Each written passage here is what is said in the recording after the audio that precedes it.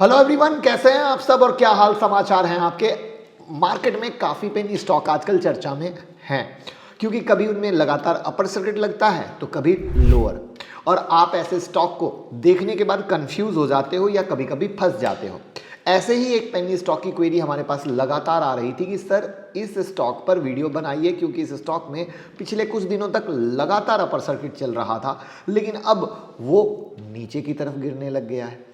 तो क्या है कहानी, कंपनी का बिजनेस मॉडल क्या है। तो बिल्कुल हम आपकी कंपनी से दोस्ती कराएंगे और आपकी डिमांड पर ये वीडियो बनाई है। वीडियो को पूरा देखिए, प्रॉपर समझिए, लेटेस्ट क्या चल रहा है ये जानिए, तभी आप कंपनी से कुछ डिसीजन ले पाएंगे। बट उससे पहले एक चीज़ बता दूं, पेनी स्टॉक का एक ही मतलब रहता है पेन, और जब आप पेन ले रहे हैं तो उतना लें जितना सह सकते हो और खुद के सेल्फ डिसीजन से खुद का बॉस बनकर डिसीजन ले, ना कि किसी के कहे सुने में आकर।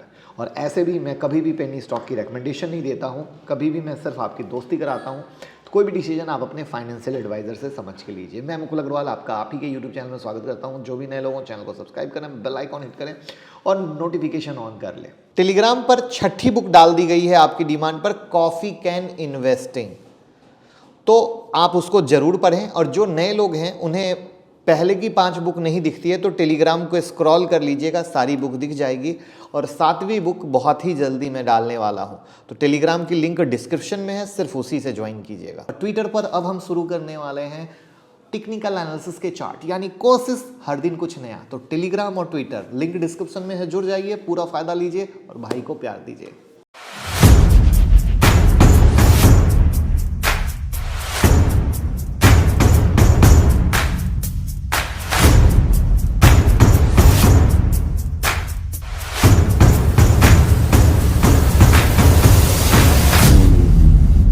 स्टॉक का नाम है विकास इकोटेक, ठीक है। इको फ्रेंडली बायोप्लास्टिक टेक्नोलॉजी में इन्वेस्ट करने का प्लान कर रही है। उसके साथ ही साथ company high and speciality chemical player के ग्लोबल एरिया में एक उभरता हुआ खिलाड़ी बन रही है। तो सबसे पहले इसके बेसिक्स को देखते हैं। ये कंपनी 1984 में शुरू हुई थी। कंपनी का रजिस्टर्ड ऑफिस न्यू दिल्ली में है और अपने बिजनेस की शुरुआत पेट्रोलियम और पेट्रोकेमिकल प्रोडक्ट की ट्रेडिंग और डिस्ट्रीब्यूशन से किया था। अब कंपनी प्लास्टिक, रबर, फुटवेयर और पैकेजिंग इंडस्ट्री में यूज़ किए जाने वाले हाई एंड प्रोडक्ट की मैन्युफैक्चरिंग के लिए काम कर रही है और साथ ही साथ स्पेशलिटी केमिकल और प्रोडक्ट के रूप में ग्लोबल डिस्ट्रीब्यूटर के रूप में काम कर रही है। और यही नहीं, कंपनी कंज्यूमर के रिक्वायरमेंट को पूरा करने के लिए और दुनिया को इको फ्रेंडली और टेक्नोलॉजी सुपीरियर ऑफरिंग से बेहतर प्रोडक्ट बनाने के लिए पैशनेट है। अब यहाँ पर बात करें कंपनी के प्रोडक्ट की, तो कंपनी ने पिछले 30 सालों में इंडिया में टॉक्सिन फ्री स्पेशलिटी केमिकल में नए इनोवेशन में काफ़ी अच्छा काम किया है और कंपनी का प्रोडक्ट को सेफ्टी क्रिटिकल फूड और ड्रिंकिंग वाटर एप्लीकेशन में यूज़ करने के लिए इंटरनेशनल लेजिस्लेशन से अप्रूवल भी मिला है। कंपनी केमिकल इंडस्ट्री में स्पेशलिटी केमिकल सेगमेंट में डील करती है, जहाँ पर स्पेशलिटी एडिटिव्स में इनके पास जो लिस्ट है आपके सामने स्क्रीन पर 1 बाय 1 दिख रही है, वहीं पर पॉलीमर कंपाउंड में जो लिस्ट है वो आपके स्क्रीन पर है और रिसाइकल मटेरियल में जो लिस्ट है वो आपके सामने। यानी अब बात करें तो आप क्लियर देख रहे हैं कि किस तरीके से एक वाइड पोर्टफोलियो लेकर चल रहे हैं ये लोग। अगर आपको हमारे कंटेंट से 1% का भी वैल्यू एडिशन मिलता है तो डीमेट और ट्रेडिंग अकाउंट का लिंक डिस्क्रिप्शन में है। जीरोधा, अपस्टॉक, एंजल, जिनके साथ भी अकाउंट ओपन करना चाहते हैं, लिंक डिस्क्रिप्शन में है, उस लिंक से ओपन करें और हमें भी मोटिवेट करें। तो कंपनी की शुरुआत होती है पेनी स्टॉक में, तो इस तरीके से धीरे धीरे कंपनी के विजन में ग्रोथ दिखता है अगर मैनेजमेंट सही तरीके से काम करे तो।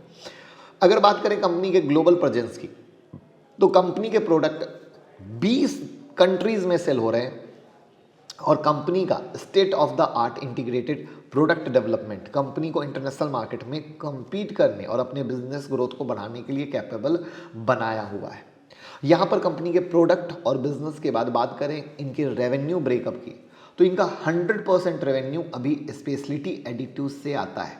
तो जैसा कि अब देखिए एक प्यारी सी चीज़ लर्निंग क्या थी कि आपने देखा इनकी वैरायटी बहुत है, बट अभी रेवेन्यू में सिर्फ और सिर्फ इनका स्पेशलिटी एडिटिव्स है, दूसरा नहीं है। तो ये ध्यान देने वाली बात होती है। अब यहाँ पर कंपनी का प्रोडक्ट इंडस्ट्री स्पेसिफिक नहीं है, बल्कि काफ़ी डाइवर्सिफाइड है, जिसमें agriculture, infra component, automotive part, electricals, footwear, medical goods, organic and inorganic chemicals, packaging, pharmaceuticals, polymers, textile, artificial leather and flooring, wires and cables, writing instrument, FMCG. ऐसा यहाँ पर अगर इनके फाइनेंशियल की तरफ आप देखें तो 2018 में नेट इनकम प्रॉफिट में था, 2019 में गिरावट हुई, 2020 में और गिरावट हुई, 2021 में लॉस में है।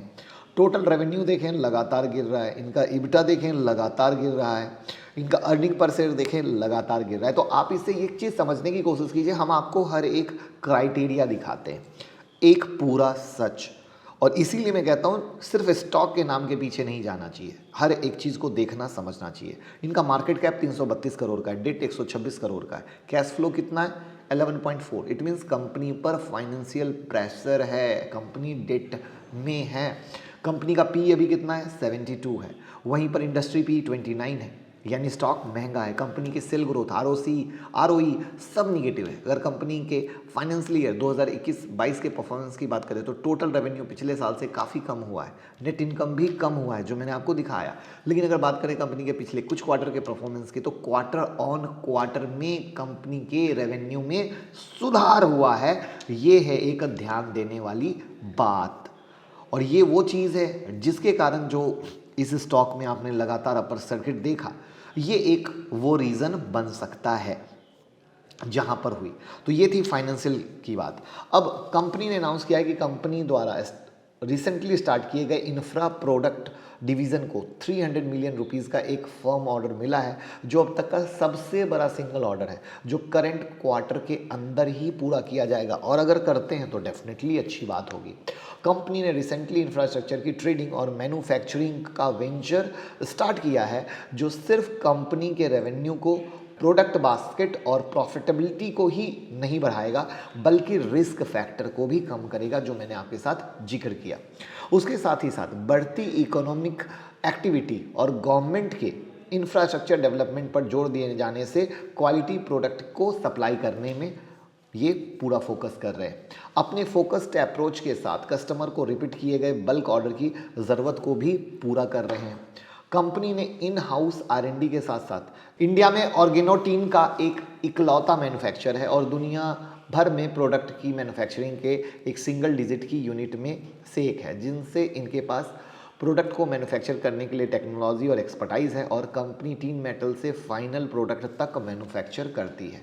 अब यहाँ पे इनके एक्सपेंशन की बात करें तो कंपनी अपने फ्यूचर ग्रोथ के लिए एक्सपेंशन प्लान भी बना रही है, जिसका एक एग्जांपल है कि कंपनी ने रिसेंटली अपने बिजनेस और प्रोडक्ट पोर्टफोलियो को एक्सपेंड करने के लिए अपना कन्वेंशनल रॉ मटेरियल के जरिए कंज्यूमर प्रोडक्ट को भी जोड़ा है। और इस नए बिजनेस सेगमेंट में steel pipe fitting, MGP pipe for gas application जैसे इंफ्रास्ट्रक्चर भी शामिल है। कंपनी ने अचीवमेंट और एक्सपेंशन प्लान से शो होता है कि कंपनी का बिजनेस मॉडल अट्रैक्टिव हो रहा है। तो अब कहानी क्या है, समरी पेनी स्टॉक है, कंपनी शुरुआती दौर में है, और जब कोई कंपनी छोटे से बड़े होने के लिए आगे बढ़ती है तो ऐसे कई सारे रिस्क फैक्टर आते ही आते हैं। लेकिन इम्पॉर्टेंट ये है कि मैनेजमेंट इन चीज़ों को अच्छे तरीके से अगर हैंडल करके निकल जाता है तो कंपनी बड़ी बन जाती है। वहीं पर मैनेजमेंट इन चीज़ों को अच्छे तरीके से हैंडल नहीं कर पाता है तो कंपनी डूब जाती है। तो उसी तरीके से ये लोग बहुत डाइवर्सिफाइड करके हर एक चीज़ में जा रहे हैं, बट सवाल ये है कि क्या प्रॉपरली हर एक चीज़ को हैंडल करके सबसे रेवेन्यू जनरेट कर पाएंगे। जैसे आप कई बिजनेस के बारे में सुनते हो, कई कंपनी के बारे में सुनते हो कि वो अब क्या कर रहे हैं, अपने कोर बिजनेस पे फोकस कर रहे हैं और साइड बिजनेस को बंद कर रहे हैं क्योंकि वहाँ से रेवेन्यू नहीं आ रहा है, या लॉस मेकिंग बिजनेस को कम कर रहे हैं, लॉस मेकिंग सब्सिडरी को बंद कर रहे हैं उनका, क्योंकि उनको फोकस करना है कोर बिजनेस पे। तो सेम कहानी, तो वो चूंकि बड़े हो चुके होते हैं तो वो इस तरीके से सोचते हैं, लेकिन जब इंसान छोटे से शुरू करता है तो वो सोचता है हम अपने इंफ्रा में क्या क्या ज़्यादा से ज़्यादा डाल के रेवेन्यू जनरेट कर पाएँ और उसको मैनेज कर पाएँ। तो उसी की कहानी है जिसमें तेज़ी आपने क्वार्टर ऑन क्वार्टर पे देखी, बट चूंकि एक हर चीज़ की एक कैपेसिटी होती है ना, 2 रुपये का माल आपको 6 रुपये का दिख गया, वो भी सिर्फ और सिर्फ जैन से फैब के बीच में, तो वो गिरना लाजमी है। तो और पेनी स्टॉक है तो रिस्क है। तो आई होप हमने अपने साइड से अच्छा बुरा सब बता दिया। अब डिसीजन आपका है और हमने अपनी तरफ से दोस्ती करा दी है। Thank you so much. Video पसंद आई हो लाइक एवं शेयर कीजिएगा। Thank you.